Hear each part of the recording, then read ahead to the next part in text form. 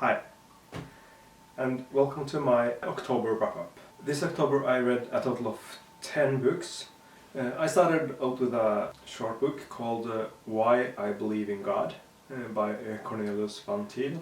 And he is a pretty known apologetics figure. I hadn't read anything from him before, so this is his life story in a short memoir or essay. Then I picked up The Spirit Level, and this is one of the books left and the socialists typically use as one of their sources when they argue for that better equality is the way to go. It's called The Spirit Level, Why Greater Equality Makes Society Stronger by Richard Wilkinson and Kate Pickett.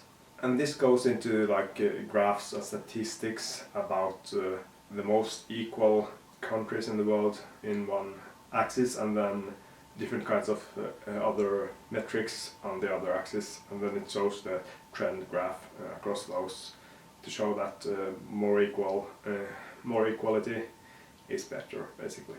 The bad thing about this is that there's so much it doesn't tell, and I think that makes it bad, and it makes it not trustworthy as a source. Of course, it gives factual information, and for that this is a okay book, but when it shows only one part of the graph and not the whole picture, and tries to be so one-sided as it is, it really doesn't help much. I am going to read another book sometime soon that is like a response to this book. I also read before the book by Yaron Brook and Don Watkins called Equal is Unfair, and this is kind of a critique to this book. So I'm glad to have read both sides of this argument, and I do think that Equal is Unfair is a much better book and much more balanced view of the statistics than this is. The next book I read was a really good theological work. This is called Get Wisdom, Get Insight by Catherine Dell.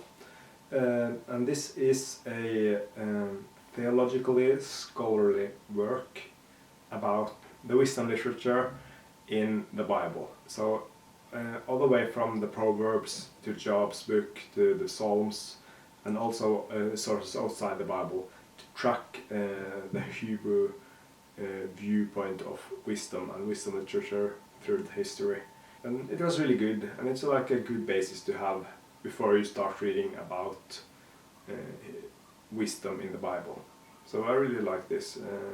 It's maybe a little bit dry, but it is a good scholarly work. The next book I read was I heard about on YouTube, and I actually had it on my bookshelf. I had not planned to read it this soon, but I picked it up anyways. And it is J.I. Packer, Knowing God. And I can get why this book is a good book, because it takes a few theological themes and goes through it. But I think it was a little bit uneven all around, but it was a substantial work, if I could say that. A little bit on the dry side maybe, but still worth reading if you are into Christianity. Because I have been into the theme of wisdom lately, I really liked his chapters on wisdom and God, wisdom of God especially. They were really helpful. The next I picked up was a short essay from a guy called Yakovos Alhadev, and he's written a series of papers on socialism and socialist myths. So I think those are great reads. So I read one of his essays called Socialist Myth of the Greedy Banker. And I think it was a fairly good and easy read, because he writes from and to an audience that is not very knowable about economics, and explains it really easily what the issues are. Then I picked up Stephen Hawking's book A Briefer History of Time, and he's written this with Leonard Mladinov. I think this was a good book about science of time and quantum mechanics and all this pretty difficult stuff. And most of it was made kind of easy to understand in the context of a short book like this. So I think I became much more educated after reading this book. It's worth reading.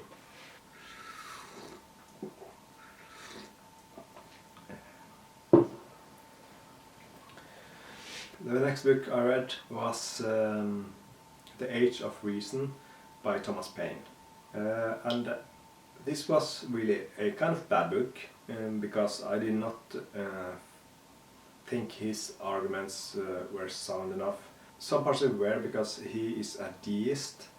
That means that he believes in God but not in the Bible at all. So he spent so much time arguing against the Bible and against the scripture. And of course some of it is reasonable and sounded, but this is written so long time ago and they did not have all the knowledge about it that they have today, and especially not Thomas Paine. It's an important work of that time, as it is the first book I really read on the argument for deism contra Christianity in particular. I found it interesting. So I did not agree, but still interesting, and I think I felt a little bit challenged after reading it. But it's not a book I would recommend. Then I read a short book from one of the libertarian heroes, and it is Nora Roberts' book called Science, Technology and Government. And this is basically a short book about how government should think about science and scientific research, if government should think about it. So it's short, but it was good. So I should look more into his other writings and more well-known writings. Then I read a really difficult book to read because it's so dense in information, and it is The Dim Hypothesis by Leonard Peikoff. Why the lights of the West are going out. And he creates this hypothesis about different modes and different kinds of thinking through history, and also connect these modes to specific persons and specific scientific breakthroughs in history. And then he uses this dim hypothesis to forecast the future and how the next step in history will be. And then last I read a Tamil book called The MAGA Mindset, Making You and America Great Again by Mike Cernovitz. And this is a book about Donald Trump supporting his politics and his mindset of how to approach life, basically. And I think it was a good book because it kind of gets behind all the crap that media puts out about Donald Trump. And yeah, I thought I should read something like that before the election, and it happened to be read by Stefan Molyneux on his channel. I got to listen to it while I did other things, so it was a bonus book this month. And that was all the books I read this time around. I believe, now that the winter has come, that I will maybe read a little bit less because it's cold outside, but I still hope to get through a few books in both November and December. See you next time.